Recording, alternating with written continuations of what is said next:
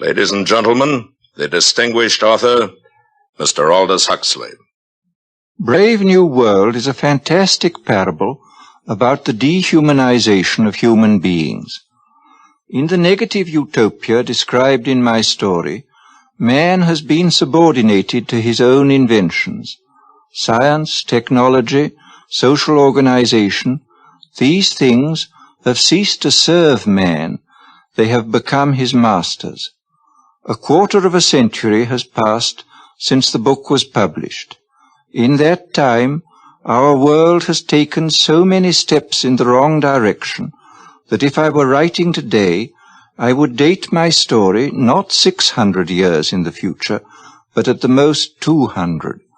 The price of liberty, and even of common humanity, is eternal vigilance.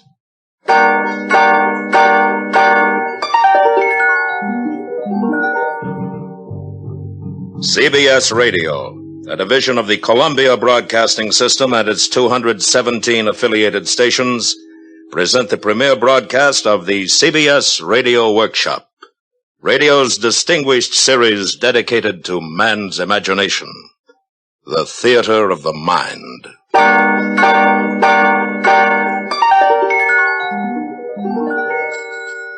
Tonight, part one of 2 half-hour programs devoted to one of the world's most shocking and famous novels, Aldous Huxley's terrifying forecast of the future, Brave New World. We are proud to have Mr. Huxley as narrator for these broadcasts. Original music is composed and conducted by Bernard Herrmann.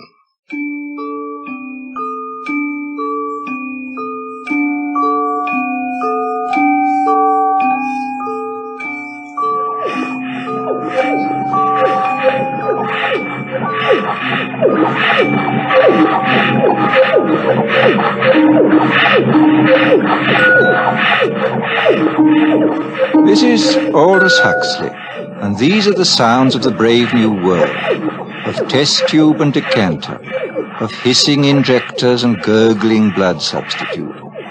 The year is AF 632, 632 years after Ford. We are inside the London Hatchery and Conditioning Centre, and this is the fertilizing room, an enormous laboratory where the temperature is never allowed to fall below 98.6. And here comes the director of hatcheries and conditioning in person, bringing with him a group of young students. Tomorrow you will be settling down to serious work.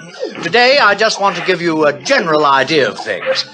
These are the incubators, and here is the week's supply of ova, kept at blood heat. Come along, boys.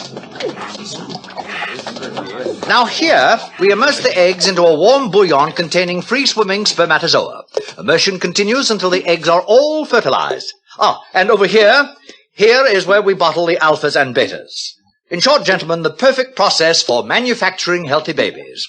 Are there any questions? Sir, will you explain the Bakhanovsky process? I'm glad you asked that.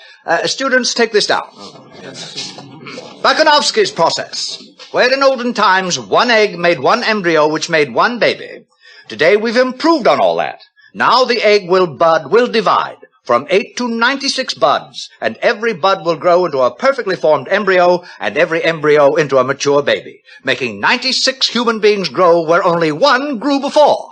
Progress. But what advantage is it, sir? Oh, my good boy, can't you see? Where in olden times nature allowed us only to have twins or perhaps triplets or so, today we can create scores of identical individuals. We can manufacture men and women in uniform batches. Think of it.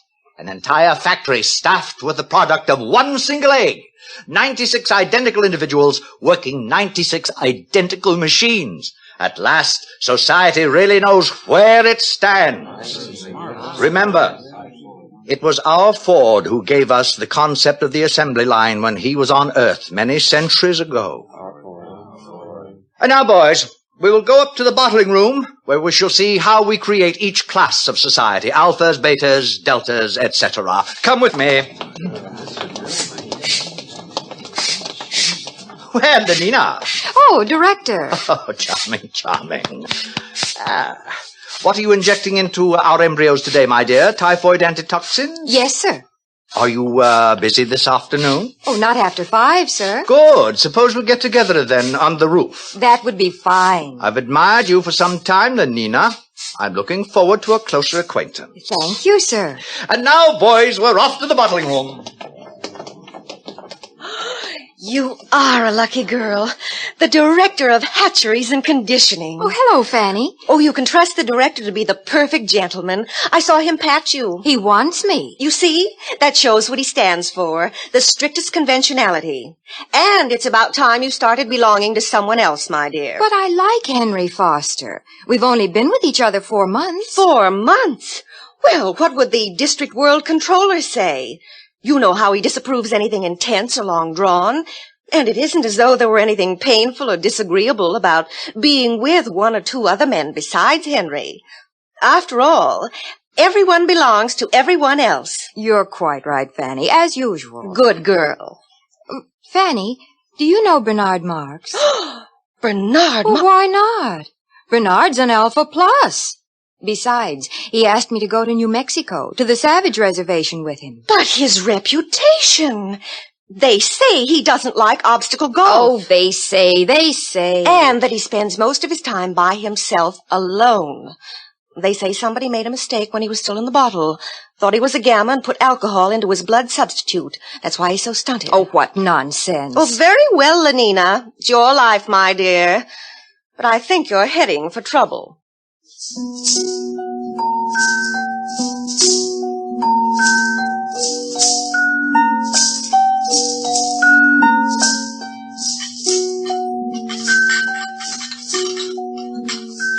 And here we have the bottling room. Little embryos carefully bottled being rocked gently to and fro as they did in olden days when carried by their mothers. Now, boys, you must learn to distinguish between smut and science. I am going to use that word again. As scientists of tomorrow, you must learn to cope with it. Mother. There, that's better. As a matter of fact, there is an area in our world where humans are still viviparous, still give birth to their children. The Savage Reservation in New Mexico. I visited there once myself, many years ago. Dreadful, filthy place. Naturally, civilization has improved on all that. It is here we control the embryo's growth, each batch carefully regulated to produce the exact class of citizen we desire. And here is our Mr. Henry Foster in charge of bottling. Oh, Henry. Yes, sir. Please explain the process to the students. Oh, delighted, sir. By the way, Henry, before you begin, I made a date with Lenina Crown this afternoon. Oh, really? I'm delighted, sir.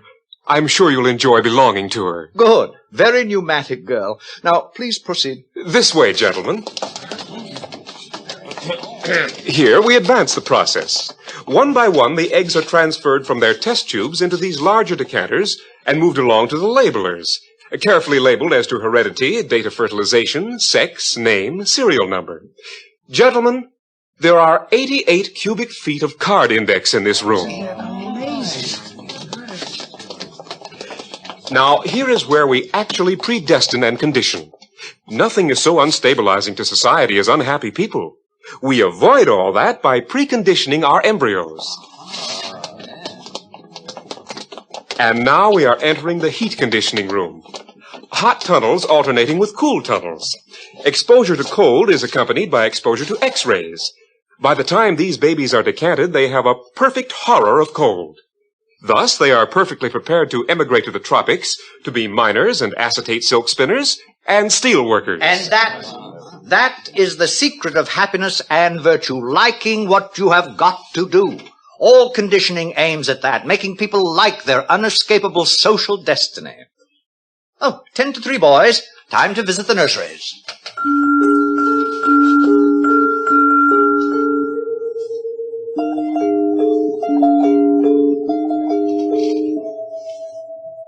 And so the director continued on his tour.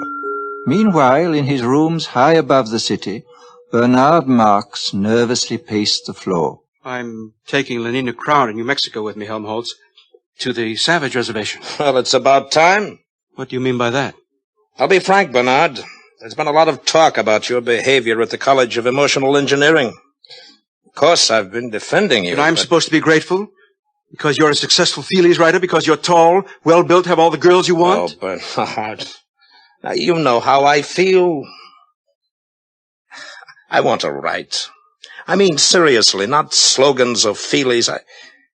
I want to write something important. Huh? Lately, I've been cutting out my committees and my girls. The director called me in just the other day. Are you in trouble, too? There's a poem I wrote, too emotional, he said. He gave me the lecture about being an alpha plus, about remembering to behave even as a little infant. I know. I tried to explain to Lenina, but she doesn't understand, or won't understand. All those other men she belongs to, Henry Foster, Benito Hoover, they treat her like a side of beef. It's disgusting. It's socially proper. We share and we share alike, remember? But I want her for myself, alone. Bernard, you're my closest friend. Now you listen to me. You can't win this way. Follow the rules. Play the game. Be happy.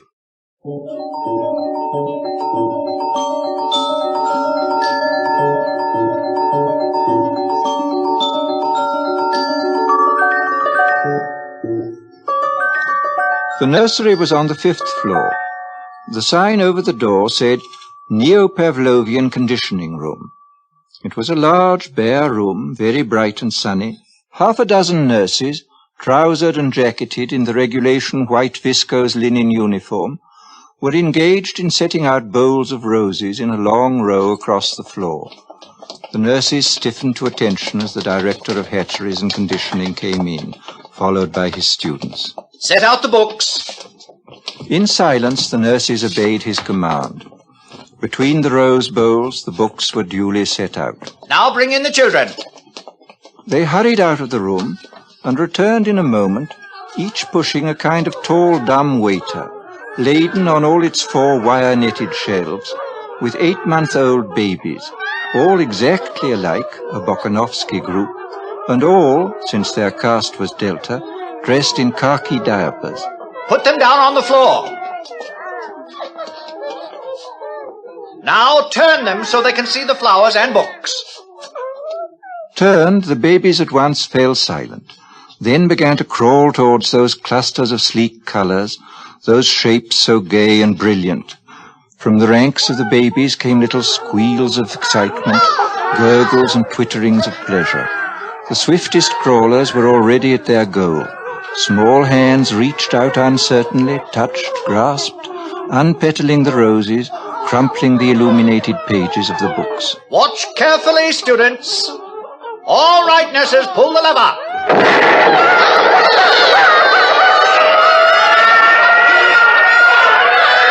And now we proceed to rub in the lesson with a mild electric shock.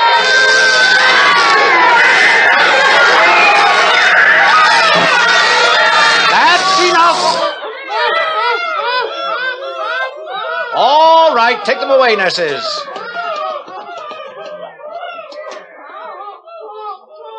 Observe. Henceforth, books and flowers will be associated in their minds with loud, unpleasant noises and electric shock.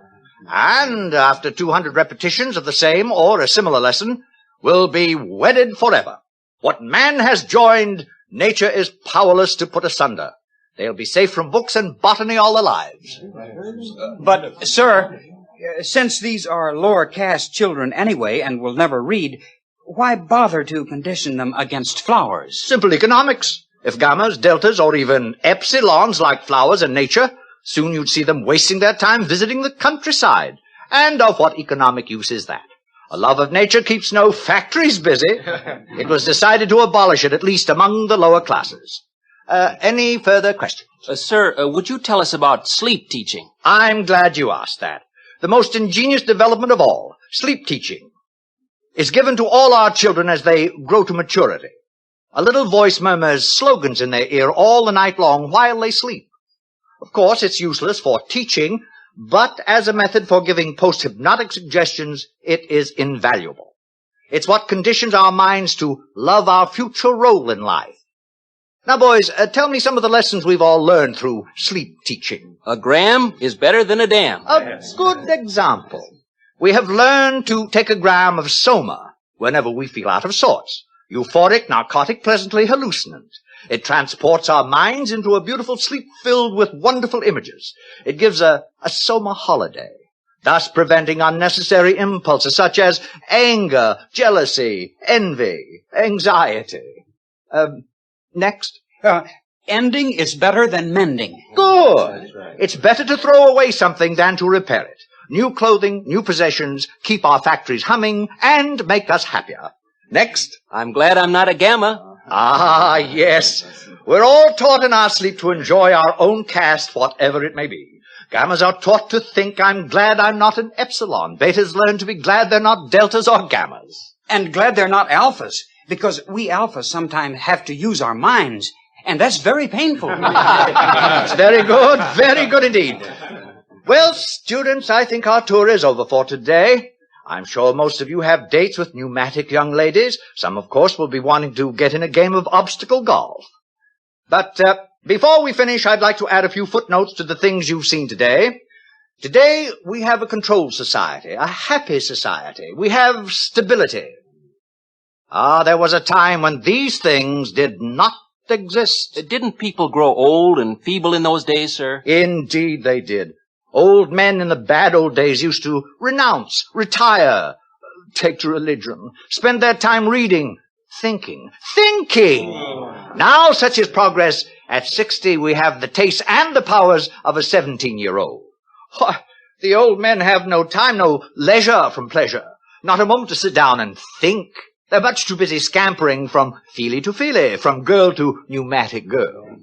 Fortunate boys, no pains have been spared to make your lives emotionally easy, to preserve you as far as possible from having emotions at all. Ford's in his flivver, all's well with the world. Ford's in his flivver, all's well with the world.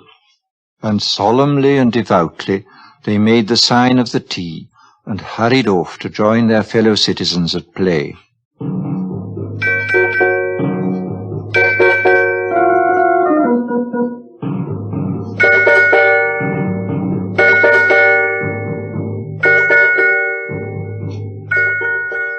In spite of Fanny's dire warnings, Lenina Crown made a date that evening with the eccentric Mr. Marx, partly to show Fanny her courage, and partly because she was curious. When they were safely in their helicopter and climbing above the city, she turned to him.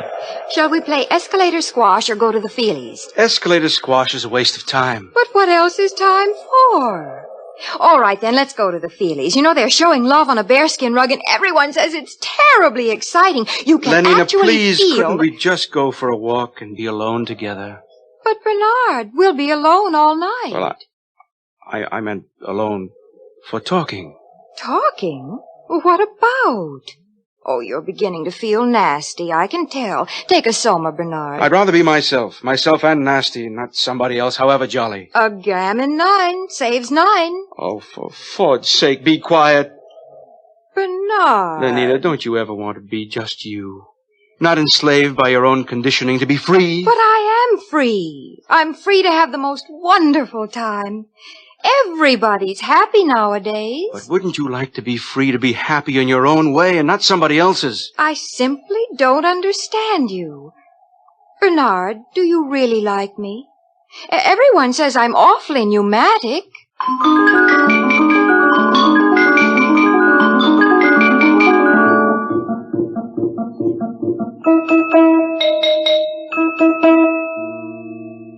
Eventually, Bernard took Lenina to the Westminster Abbey Cabaret, where Calvin Stopes and his 16 saxophonists were playing. Also featured was London's finest scent and colour organ, and all the latest synthetic music. With the aid of 4 Soma tablets, Bernard managed to spend a successful evening with the girl, and the next morning he agreed to apply at once for a permit to visit the Savage Reservation. He was quite nervous as he stood before the large desk of the Director of Hatcheries and Conditioning. Oh, going to take Lenina Crown, I see. Yes, sir. Very pneumatic. Yes, sir. New Mexico Reservation. How long ago was it? Let me see. 25 years? I must have been your age then. Sir? I had the same idea as you. Wanted to have a look at the savages. Got a permit for New Mexico and went there for my summer holiday. With my girl of the moment. She was a beta minus, I think. Oh, yes. She had yellow hair and was especially pneumatic. Well, it was terrible. We rode about on horses and all that, and the last day of our stay, she got lost. Somewhere in those horrid mountains. Lost. We never did find her, poor girl. Must have fallen in some crevice. Yes, we searched for days, but no luck. Ugh. Miserable trip. You must have had a terrible shock. What? Oh, don't imagine there was anything unethical about it. Nothing emotional or long drawn. It was all perfectly healthy and normal. I'm sure it was, sir. What's that? Oh. Mr. Marks, I should like to take this opportunity of saying I'm not at all pleased with the reports I receive of your behavior outside working hours. Alphas are so conditioned that they do not have to be infantile in their emotional behavior, but that is all the more reason for their making a special effort to conform. And so, Mr. Marks, I give you fair warning. Yes, sir. If ever I again hear of any lapse from a proper standard of infantile decorum, I shall ask for your transference to a subcenter, preferably to Iceland. Good morning.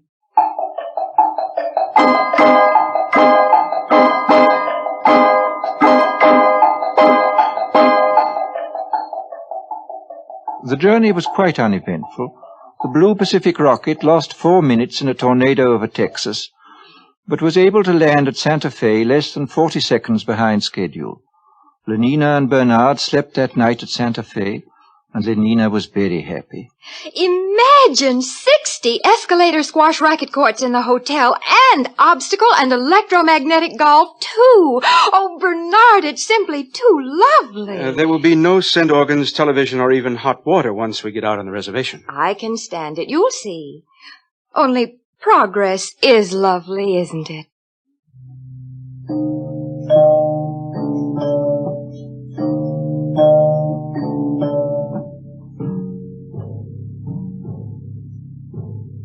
They took a rocket ship into the interior, and from there they traveled on horseback.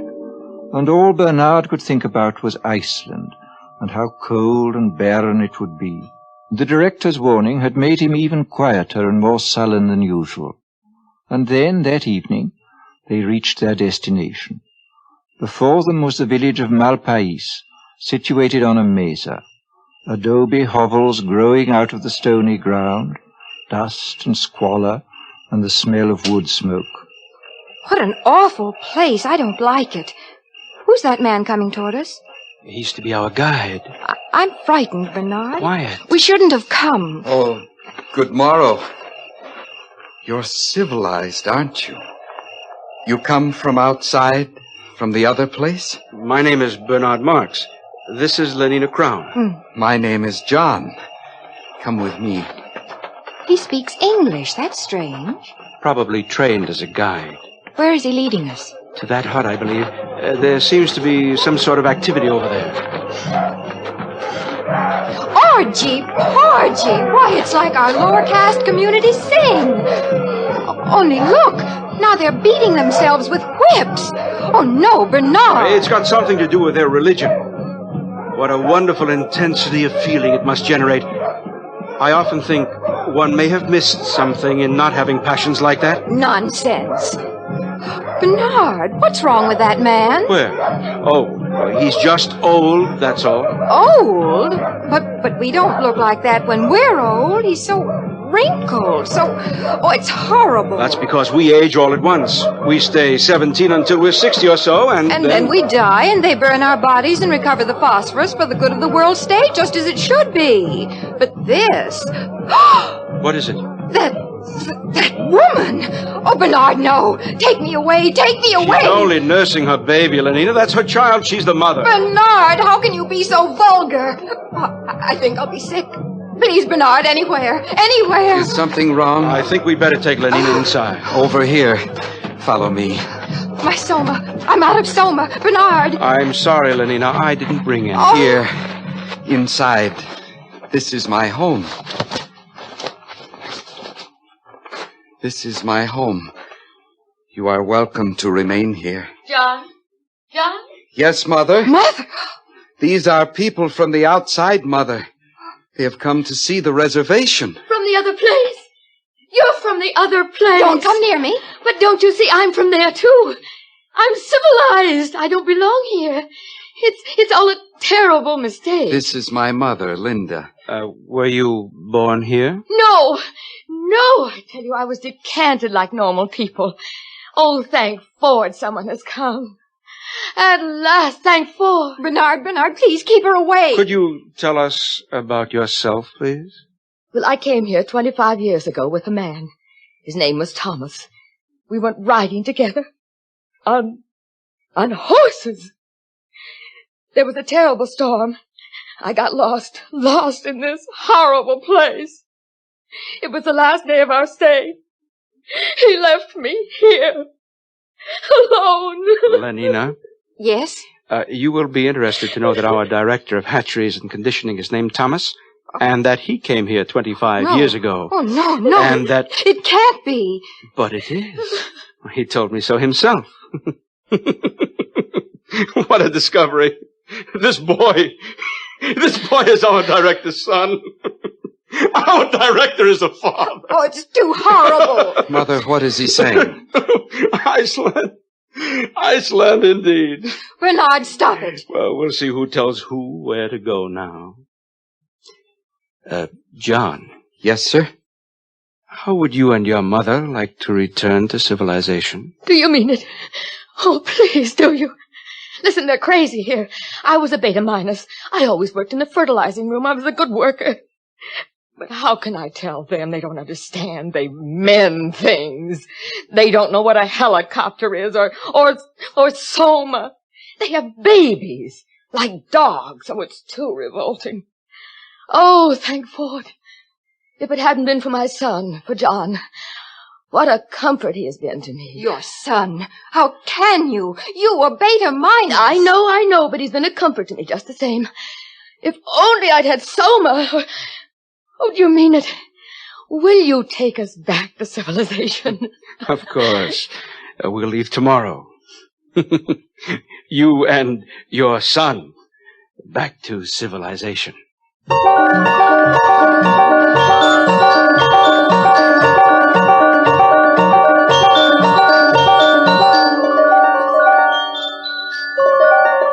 And Bernard was as good as his word. That very night, he and John and his mother and Lenina took the Blue Pacific rocket to London. For Lenina, it was a happy trip, since she had taken 4 somas the minute they got back to the hotel. For John, it was a voyage of discovery. Poor Linda, his mother, could only weep for joy. But for Bernard, it was a moment of triumph. Triumph such as he had never known before.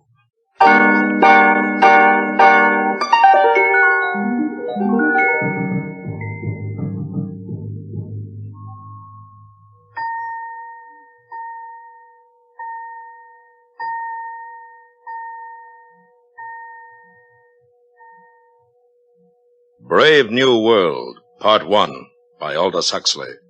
A startling, shocking account of what can happen to our civilization 600 years in the future. And more importantly, a warning to all of us against the destruction of moral standards, family life, and the soul of man. Join us next week when we will continue with Part 2 of Aldous Huxley's terrifying forecast of the future of what could become the brave new world. Presented on the CBS Radio Workshop.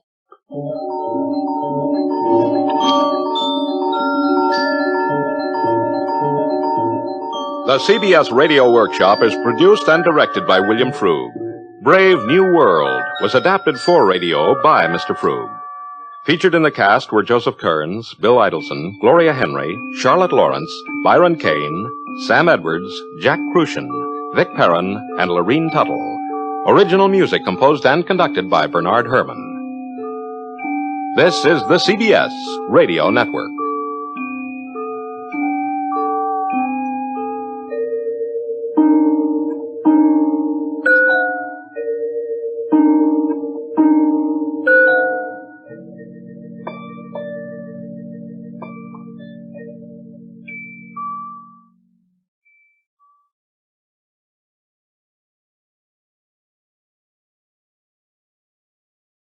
Ladies and gentlemen, the distinguished author, Mr. Aldous Huxley.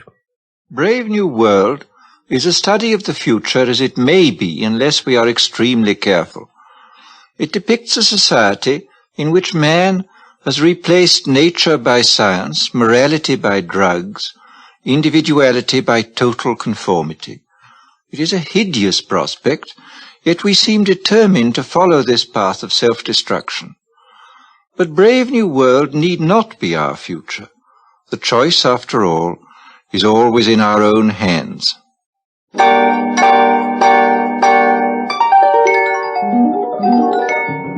CBS Radio, a division of the Columbia Broadcasting System, and its 217 affiliated stations present the CBS Radio Workshop, radio's distinguished series dedicated to man's imagination, the theater of the mind.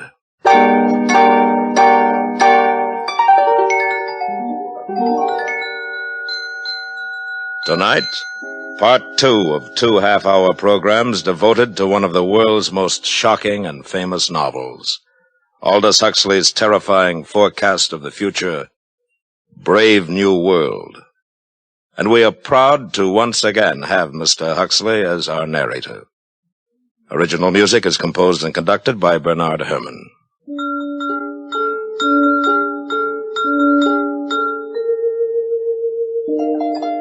This is Aldous Huxley. In the garden outside the London Hatchery and Conditioning Centre, it was playtime. Naked in the warm June sunshine, 600 or 700 little boys and girls were running with shrill yells over the lawns, or playing games, or squatting silently in 2s and 3s among the flowering shrubs. And strolling across the smooth turf came the director of hatcheries and conditioning, followed eagerly by a group of new students. And here we have playtime for our little tots. Notice the games, all carefully constructed to use as many mechanical devices as possible. In olden times, children used to play simple games using only a ball and a bat. Oh, madness. Nothing was added to increase consumption. Then came our Ford. He taught us the principle of mass production in the assembly line many centuries ago and changed all that. Good morning, Director. Sir, what an unexpected pleasure. Boys, this is the resident controller for Western Europe. This is his Fordship, Mustafa Mond. Boys? Good morning, sir. Good morning, sir. I was just showing the students the children, sir. Lovely children. Busy as bees at their unrestricted play. Controller, if you have the time, I wonder if you might tell the students something about the bad old days. I might. Where are you taking them? To the Hatchery and Conditioning Center to see the manufacturing of the babies. Very well, I'll walk along with you. Yes, in the old days, children lived in a place called home. A rabbit hole with suffocating intimacies. Maniacally, the mother, please don't be shocked at that word. The mother brooded over her children. Her children. Our Ford, or our Freud, as for some inscrutable reason he chose to call himself whenever he spoke of psychological matters, our Freud was the first to reveal the appalling dangers of family life. Unpleasant as they may seem, students, these are facts. People used to be viviparous, gave birth to their children. What were the consequences? A world dominated by mothers and fathers was a world full of every kind of perversion, from sadism to chastity. There were also husbands, wives, and lovers. Now everyone belongs to everyone else. Thank Ford for progress. Thank Ford. Actually, we still preserve a few outmoded ethics of pre-stable societies in our savage reservations. Did you ever visit a reservation, Director? Yes, I once went to look at the savages in New Mexico. Well, that must have been 25 years ago. Mother's, father's marriage. Oh, very repulsive. Yes. Well, here we are. I'll say goodbye. Goodbye, Controller, and thank you. Thank you, sir. Thank you, sir. You're welcome. And now, boys, if you'll follow me inside the hatchery.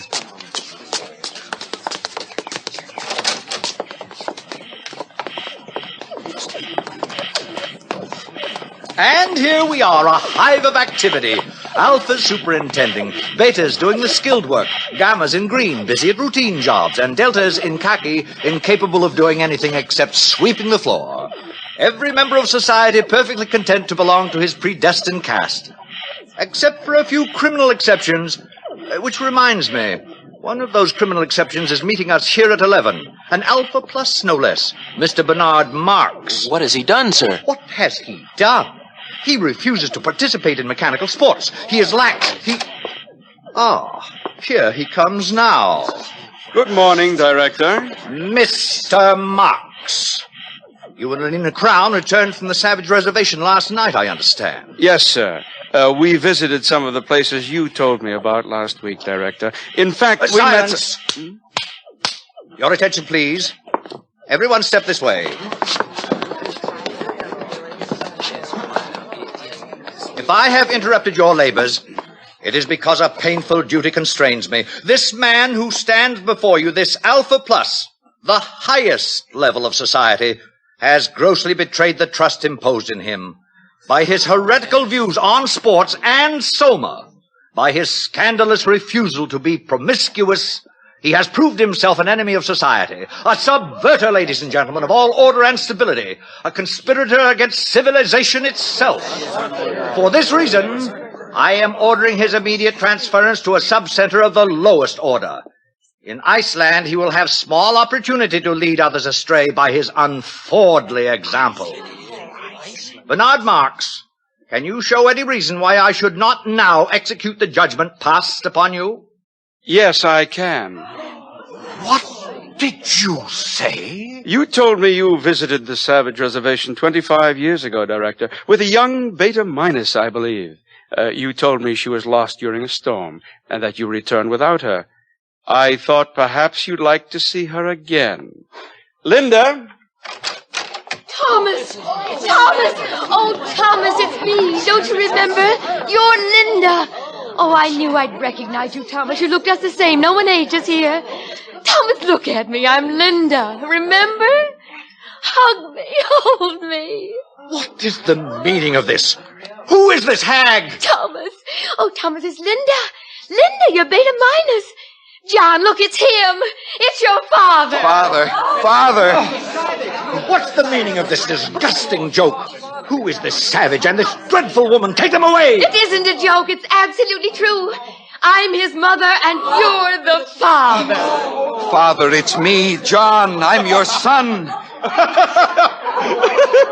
And now who is guilty of antisocial behavior, Director? Oh, no.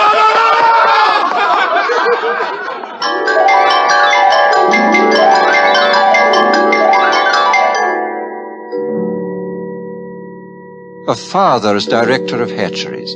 It was out of the question. The controller asked for his resignation, and all upper caste London was wild to see the savage and his mother.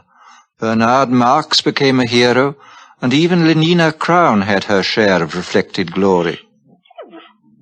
Good morning, Lenina. Oh, good morning, Fanny. Well, you certainly seem pleased with yourself. Yes, I am pleased. Bernard called up half an hour ago. He has to go to a party at the controller's, and he asked me if I'd take the savage to the Feelies this evening. Oh, lucky girl.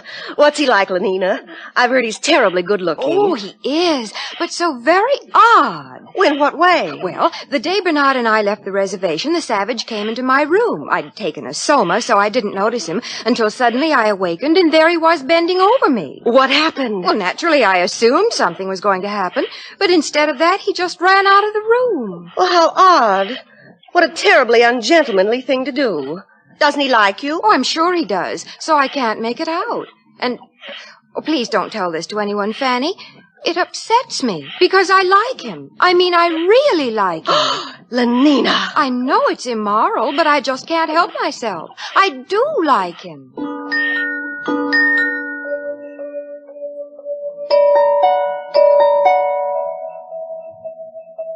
The days passed. Success went fizzily to Bernard's head. His diffidence turned to bumptiousness. His nonconformity was forgotten, and he became completely orthodox. The resident world controller appointed him official escort for the savage and asked him to make regular reports on the young man's reactions to civilization. This Bernard did assiduously.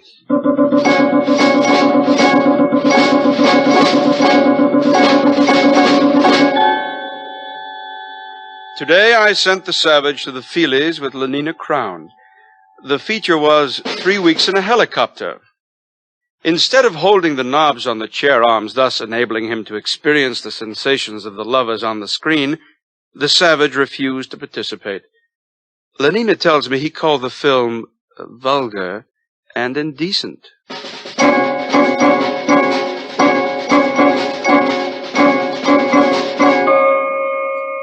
The savage refuses to take Soma and seems most distressed because the woman, Linda, his Mother, remains permanently on summer holiday. In spite of her senility and the extreme repulsiveness of her appearance, the savage frequently goes to see her and appears much attached to her.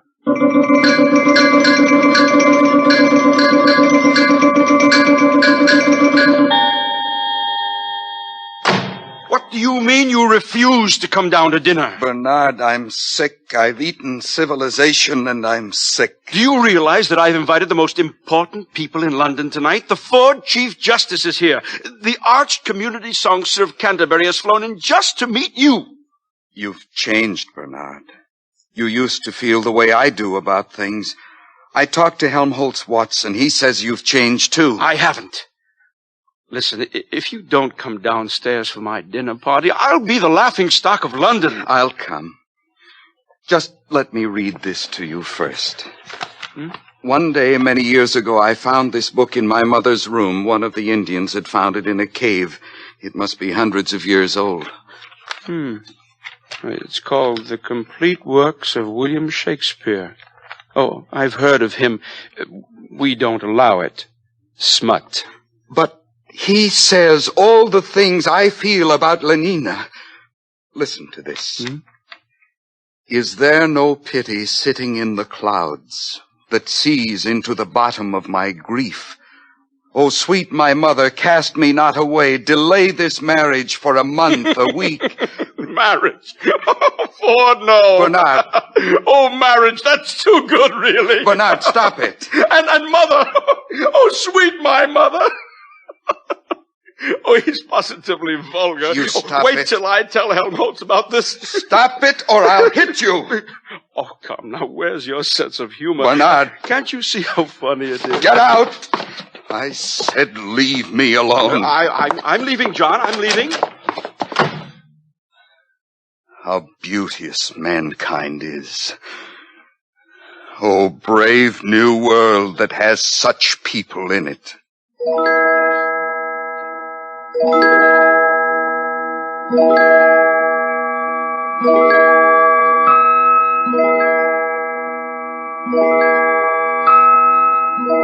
The next morning, a pneumatic young girl, crisply clad in a beta-minus viscose linen suit, stood outside the door of the savage's apartment, and somewhat nervously rang the buzzer. What? Lenina. You don't seem very glad to see me, John. Not glad. Oh, if you only knew. May I come in, then? May I kiss your hand, Lenina? My hand? Admired, Lenina. Indeed, the top of admiration, worth what's dearest in the world. I wanted to do something first to show I was worthy of you. What are you talking about? Lenina, tell me something. I'll do anything you tell me, anything at all. I'd sweep the floor if you wanted. But we've got vacuum cleaners here. It isn't necessary. No, of course it isn't necessary. But some kinds of baseness are nobly undergone. I'd like to undergo something noble, just to show you how much I love you, Lenina. Do you mean it, John? Yes, but I hadn't meant to say it, not until I... Listen, Lenina, on the reservation, people get married. Get what? For always. They make a promise to live together for always. What a disgusting idea. Answer me this question, John. Do you really like me or don't you? I love you more than anything in the world. Well, then, why on earth didn't you say so? Come here to me, John. Hug me. Oh, but Lenina... Hug me till you drug me, honey. Kiss me till I'm in a coma. Lenina, what are you doing? No, get away from me. Don't come near me. Hug me, honey. You A gram is better than a dam. Get out! But don't you want Get me? out of my sight! John! Before I kill you. Oh, he's mad. He's gone mad. O thou weed, who art so lovely fair and smell'st so sweet that the sense aches at thee. Impudent strumpet, impudent strumpet, impudent strumpet. Hello? Yes, this is Mr. Savage. Who's ill? Linda. My mother dying. Yes, I'll come at once.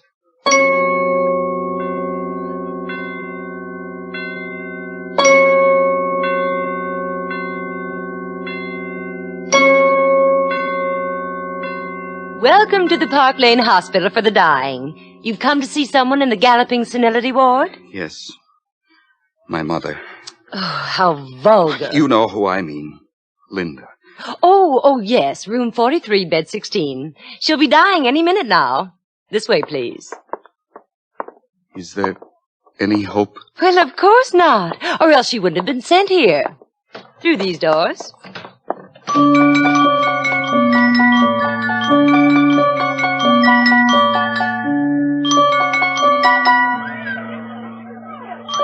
What are these children doing here? Death conditioning, of course.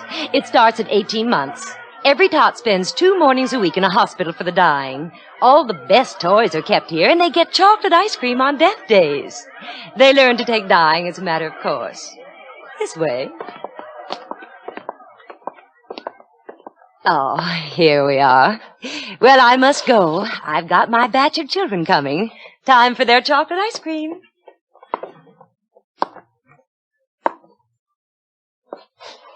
Linda? Linda, it's John. Your eyes are open, but you don't know me, do you? It's John, your son. Linda? Linda, don't you know me? Hug me till you drug me, honey. Kiss me till I'm in a coma. Linda. Linda? Mother.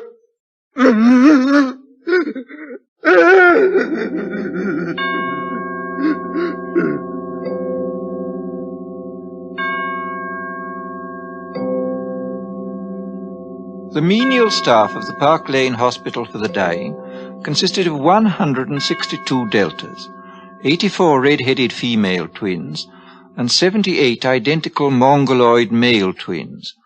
At 6, when their working day was over, the 2 groups assembled in the vestibule of the hospital and were served their daily soma ration.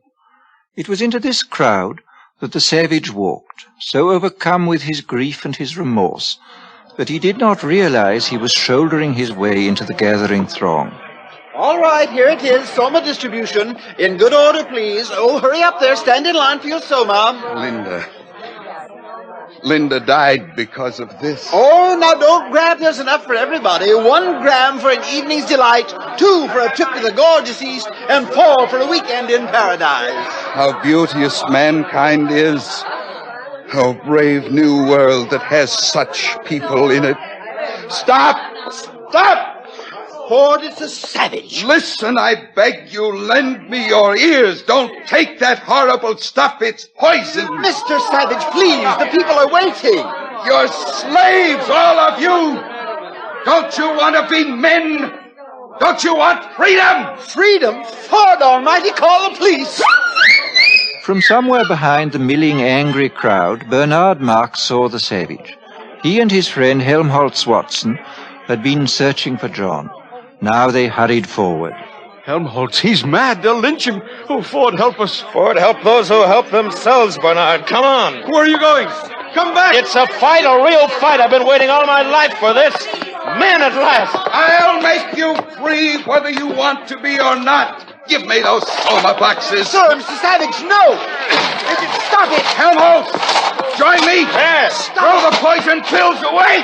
By all means, throw them away. Stop it. Freedom! Be men and be free! Over here, officers, this way. Give them the Throw them silver away. spray. Stand up as men. Win your freedom. Soma spray. Win John. your John. freedom. Take them to the resident controller's office. All right. All right, it's all over. We're all happy now. We're so happy we all love each other, don't we? Oh, yes, we all love each other. Line up for your soma.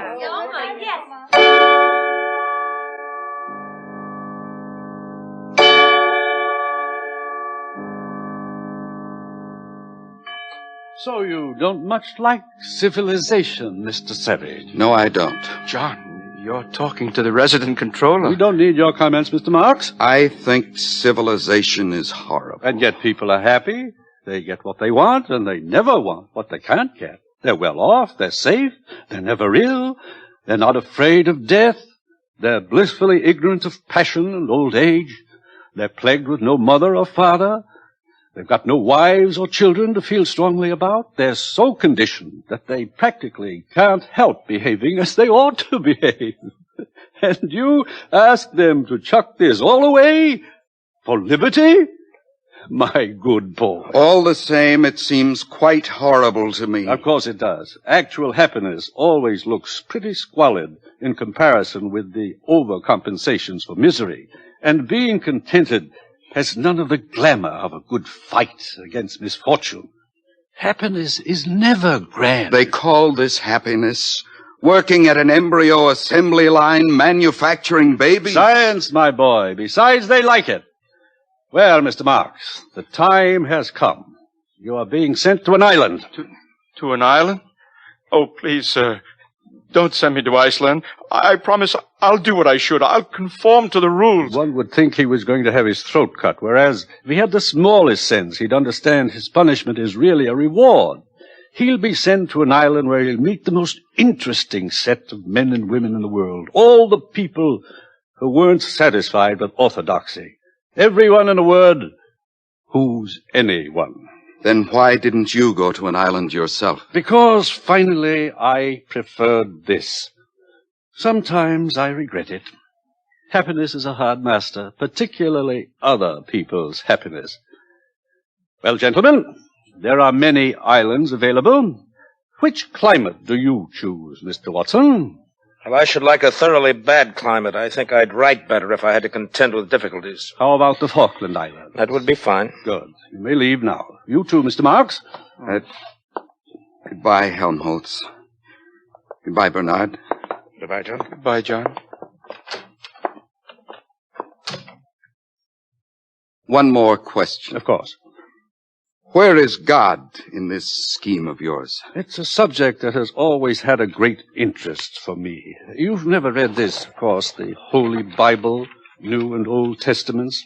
I've got quite a few revolting old books like that here. But if you know about God, why don't you tell the people? Well, this book is old. It's about God hundreds of years ago, not God now. But God doesn't change. Men do, though. No, my friend. Call it the fault of civilization. God isn't compatible with machinery and scientific medicine and universal happiness. But when you're alone, it's natural to believe in God. When you're quite alone in the night, thinking about death. But people are never alone now. We make them hate solitude, and we arrange their lives so that it's almost impossible for them ever to have it. No solitude, no God. Is that why there's no self-denial here? No God, no reason for it? Of course. Industry and prosperity are only possible when there is no self-denial. If there were, the wheels would stop turning. But God's the reason for everything noble and fine and heroic. My dear young friend, civilization has absolutely no need for nobility or heroism. You're conditioned so that you can't help doing what you ought to do. And what you ought to do is, on the whole, so pleasant. So many of the natural impulses are allowed free play that there really aren't any temptations to resist. Anybody can be virtuous now. No temptations, no inconveniences. But I like the inconveniences. We don't. We prefer to do things comfortably. But I don't want comfort. I want God.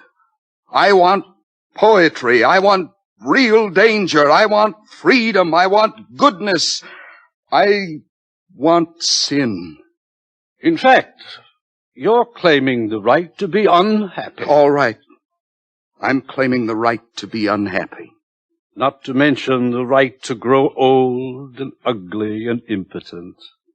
The right to have cancer. The right to have too little to eat. The right to live in constant apprehension of what may happen tomorrow. The right to be tortured by unspeakable pains of every kind. I claim them all. You're welcome.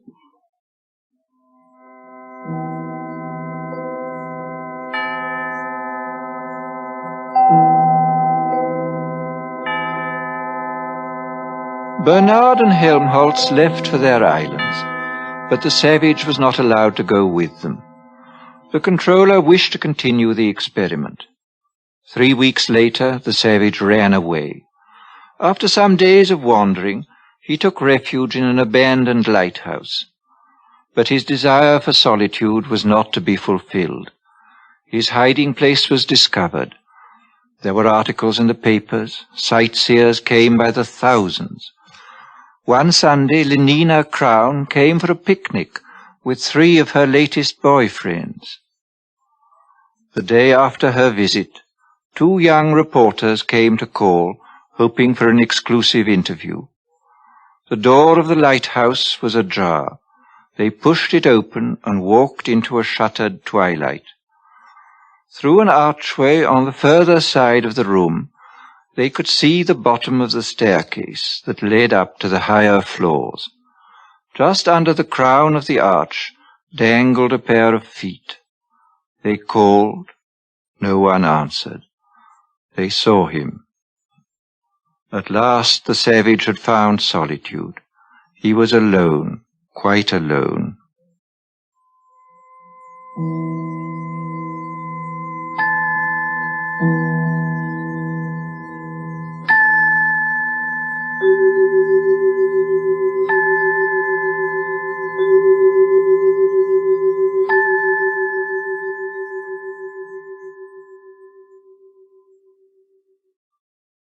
Thus concludes Brave New World by Aldous Huxley. We wish to thank Mr. Huxley for appearing on these broadcasts as our narrator.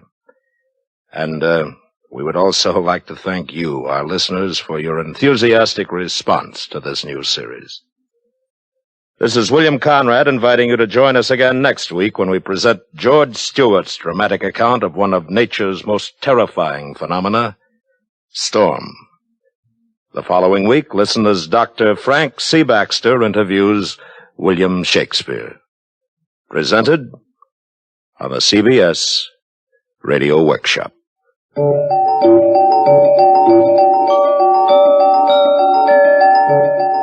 The CBS Radio Workshop is produced and directed by William Frug. Brave New World was adapted for radio by Mr. Frug. Featured in the cast were Joseph Kearns, Herb Butterfield, Bill Idelson, Gloria Henry, Charlotte Lawrence, Parley Bear, Doris Singleton, Jack Crucian, Vic Perrin, and Lorene Tuttle. Original music composed and conducted by Bernard Herrmann.